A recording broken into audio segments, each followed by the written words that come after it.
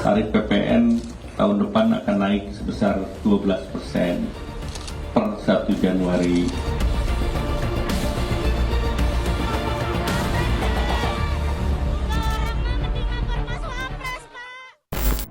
Presiden Prabowo Subianto menegaskan kebijakan pajak pertambahan nilai 12% hanya berlaku untuk barang mewah. Bagaimana rinciannya dan apa dampaknya bagi masyarakat? Lengkapnya dalam ulasan Istana bersama saya, Friska Clarissa.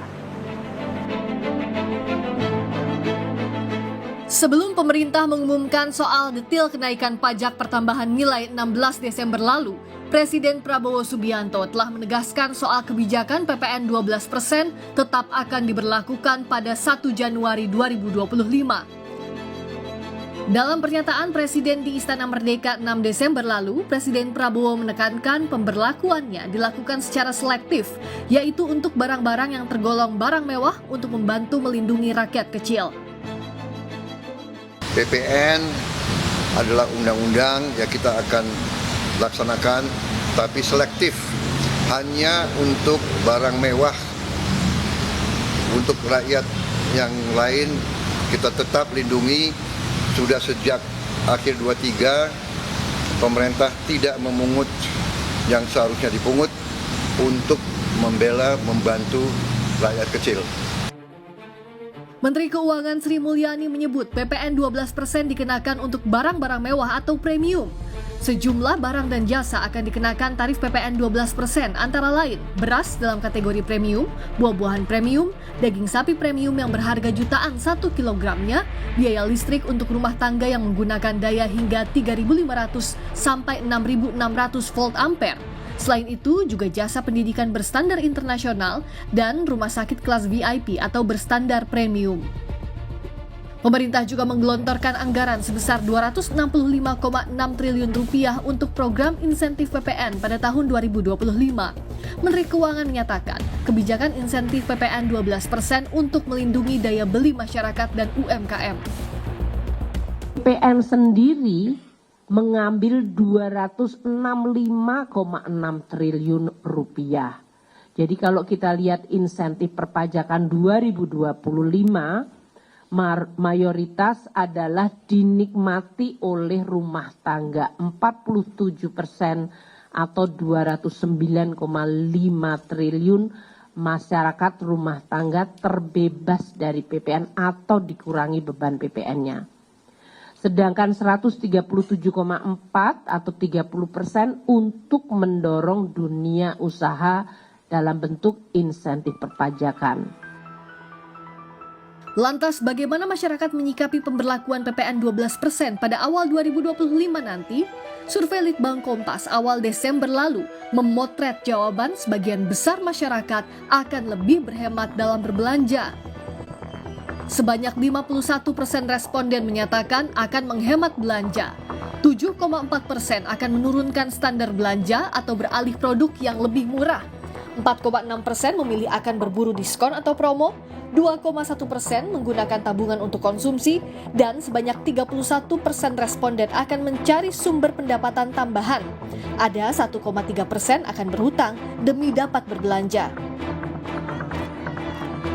Dengan kenaikan PPN, sejumlah warga berunjuk rasa di seberang Istana Merdeka menyampaikan petisi menolak kenaikan PPN 12%. Inisiator petisi meminta pemerintah membatalkan kebijakan itu.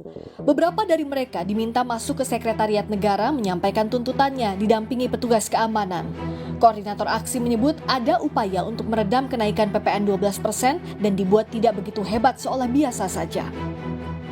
Bahwa memang ada upaya-upaya buat mereduksi kenaikan PPN ini tidak sebegitu hebatnya, dibuat seolah-olah biasa-biasa aja, dibenturkan dengan narasi hanya untuk barang mewah, padahal kita tahu ada yang namanya pajak barang mewah, ya kan? Kenapa PPN yang dinaikin? Itu juga sangat aneh gitu. Itu kita nggak dapat jawaban itu apa gitu sih. Iya, harus dibatalkan karena dampaknya sangat luas gitu ya. Saya nggak perlu misalnya satu lagi, udah banyak ahli yang ngomong juga, dan ya harusnya didengarkan ya, harapannya ya itu doang sih. Ketua Umum PP Muhammadiyah Haidar Nasir meminta pemerintah mengkaji ulang kenaikan PPN menjadi 12%. Haidar meminta setiap kebijakan yang dirumuskan harus berlandaskan keadilan sosial.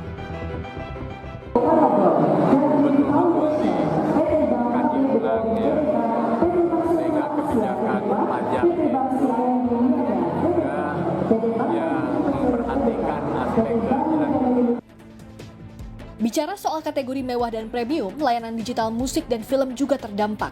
Meski terlihat kecil, tetapi kenaikan PPN menjadi 12% untuk layanan streaming akan dirasakan bagi mereka yang berlangganan beberapa aplikasi sekaligus. Meskipun pemerintah memberikan sejumlah insentif setelah naiknya PPN, sejumlah pengamat ekonomi mengkhawatirkan penerapan PPN 12% akan menaikkan harga barang-barang di pasaran. Pengamat mendesak pemerintah ketat dalam melakukan edukasi, pengawasan, dan mengembalikan kepercayaan masyarakat, salah satunya dengan jangan ada lagi korupsi perpajakan. Berbahaya dari kenaikan PPN ini, kalau naik dari 11 ke 12% sendiri, itu sebenarnya dampak aktualnya tidak sangat membebani. Tetapi kadang-kadang pemain di pasar itu menggunakan kenaikan PPN ini sebagai alasan untuk menaikkan harga. Dan menaikkan harga ini bisa 10%, 15%, 30% begitu. Ini yang harus dilakukan oleh pemerintah. Yang pertama edukasi, yang kedua adalah pengawasan dan monitoring. Masih ada yang perlu dibenahi dari mitigasi risiko ini, Pak Wijayanto. Apakah stres testnya ini sudah dilakukan dengan baik oleh pemerintah sebelum mengeksersis kebijakan ini? Misalnya saja saya ambil contoh, yang termasuk kenaikan PPN 12% ini kan antara lain layanan musik digital atau film digital yang itu tidak hanya masyarakat menengah ke atas, tapi menengah ke bawah juga membutuhkan itu. Sekarang sudah jadi bagian kebutuhan hiburan. Beberapa insentif yang diberikan 2 bulan itu merupakan salah satu mekanisme uji coba di lapangan. Jadi pemerintah tidak ingin overpromise dengan memberikan insentif 1 tahun, tapi dicoba 2 bulan terlebih dahulu. Kalau memang harus dilanjutkan, saya yakin sekali akan dilanjutkan.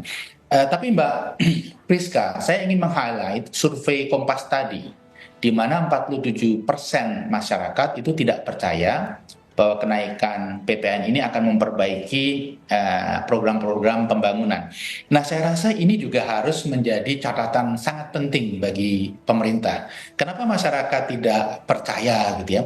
Karena pada saat yang bersamaan pajak dinaikin, tetapi korupsi sektor pajak, masalah strategi sektor pajak itu juga terus terjadi.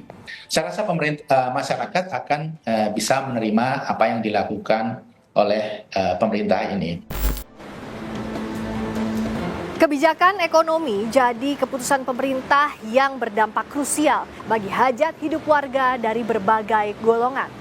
Karena itu pemerintah harus masak-masak meramu kebijakan agar penerimaan negara yang didapatkan sebanding dengan kontribusi yang diberikan masyarakat. Friska Clarissa, Feriska Immanuel, Kompas TV, Jakarta.